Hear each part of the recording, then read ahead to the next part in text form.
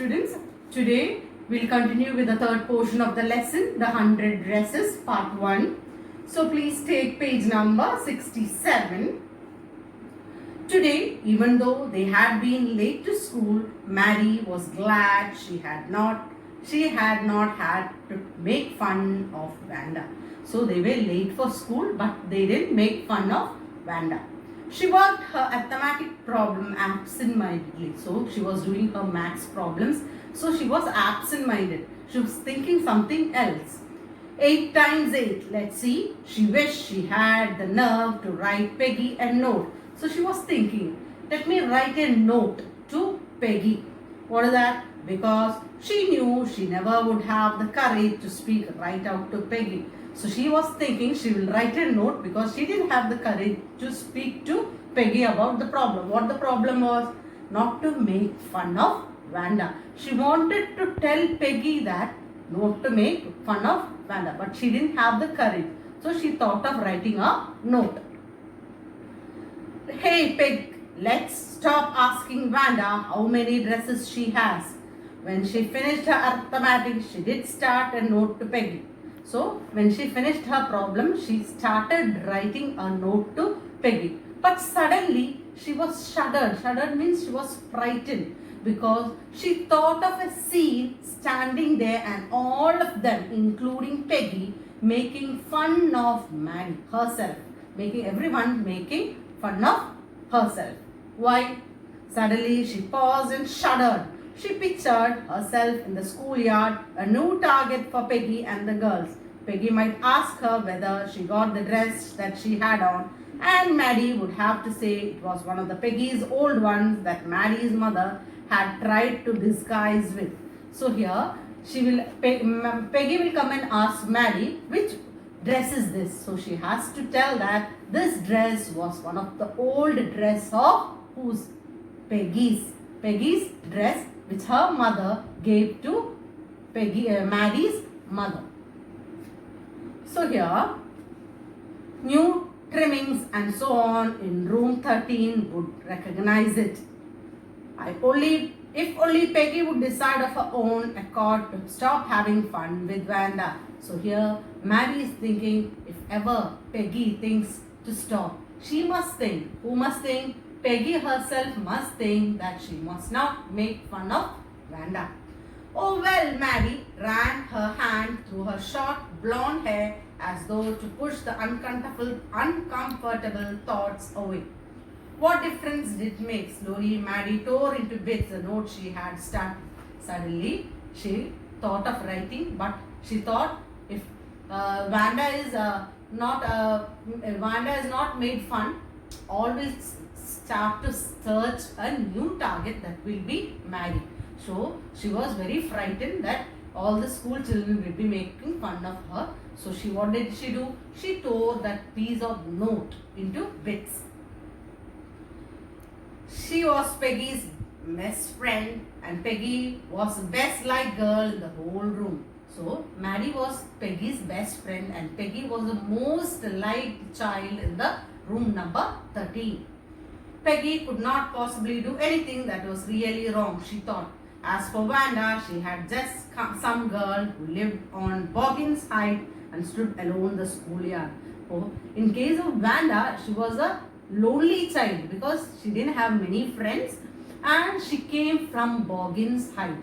Boggins Heights is a place where the children who have low income, who are very poor, those children come from Boggins Heights. And stood alone in the school. She scarcely ever said anything to anybody. So this girl didn't talk to anyone. The only time she talked was the schoolyard about her 100 dresses. Maddie remembered her telling about one of her dresses, pale blue colored trimming, as she remembered another that was brilliant jungle green with a red swash.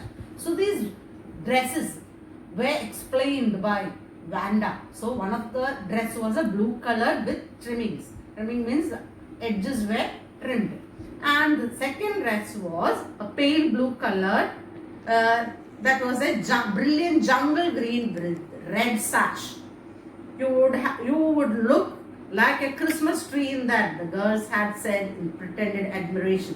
When Wanda told about this, the girls around her told her that it will be like a Christmas tree. Christmas tree is all green with red bells and all.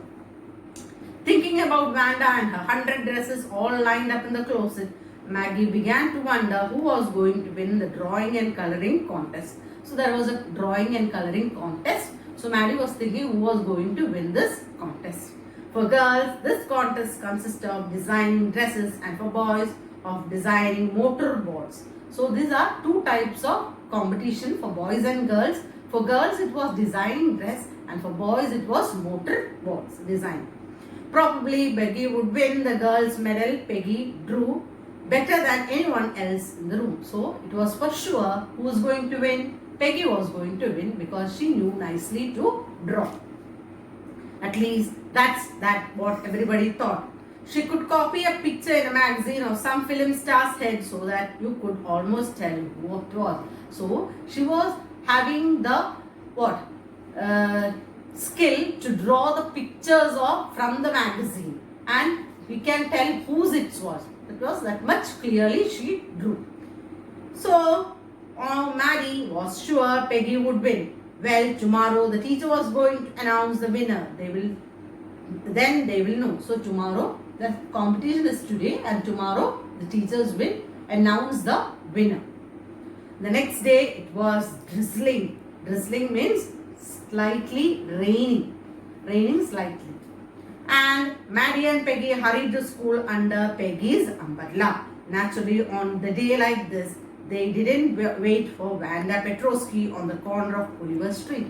So this was place where Peggy and Maddie were made fun of whom? Wanda Petrosky, that is Oliver Street. But as it was raining, they did hurry to the school. They didn't wait there for Wanda Petrosky.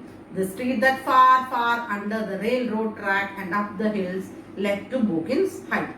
Anyway, they weren't taking chance of being late today because today was important. That day was important because that was the day the teacher was going to announce the competition, so they didn't want to be late, so they hurried to school. Do you think Miss Mason will announce the winner today? Asked Peggy. Oh, I hope so. The minute we get in, said Maddie. Of course, you will win, Peg. Hope so, said Peggy eagerly. The minute they entered the classroom, they stopped short and glanced. There were drawings all over the room, on every edge and window sill, dazzling colors and brilliant lavish designs, all drawn on great sheets of wrapping paper. There must have been 100 of them all lined up. So as the minute they entered the classroom, whole classroom was covered with paintings, small paintings. Wrapping paper was used to paint these pictures. There were 100 of paintings. Everybody stopped and whistled or murmured admiringly. As soon as the class had assembled, Miss Mason announced the winner. Jack Bagels had won for the boys, she said, and his design for an outward motor was on exhibition room 12, along with the sketches by all other boys. So, this boys competition sketches were displayed in room number 12, and the boy was announced. One of the boys were announced as a winner. As for girls, she said almost just one or two sketches were submitted by most. One girl and room number 13. So, one girl. The two or three sketches were given to teacher by some of the girls, but one girl gave 100 sketches. And should be proud of her. This one girl actually drew 100 designs, all different and all are beautiful. So all different and all were beautiful. In the opinion of judges, any one of the drawing is worthy of winning the prize. I am very happy to say that Wanda Petrosky is the winner of the girls' medal. So teacher has announced the winner. It was Wanda Petrosky. She had drawn 100 dresses. Unfortunately, Wanda had absent from school for some days and is not here to receive the applause that is due to her. So teacher is telling she was absent for some days and she is not here to get that applause. Let us hope she will be back tomorrow. Now class, you might file around the room quietly and look at her exclusive drawings. So teacher is asking, just go around to see this exclusive drawings. The children burst into applause and even the boys were glad to have a chance to stamp on the floor, put their fingers in the mouth and whistle, though they were not interested in dresses. Look, Peg, whispered Maddie. It's that blue one which she told us. Isn't it beautiful? Yes, said Peggy. And here's that green one, boy. I thought I could draw. So, these were the dresses drawn by Wanda Petrovsky and she had won the prize. So, with this, the lesson is over. The continuation is in the next portion with 100 dresses part 2. We will continue in the next class with the next lesson. Hope you understood the lesson. So, till then, take care. Goodbye.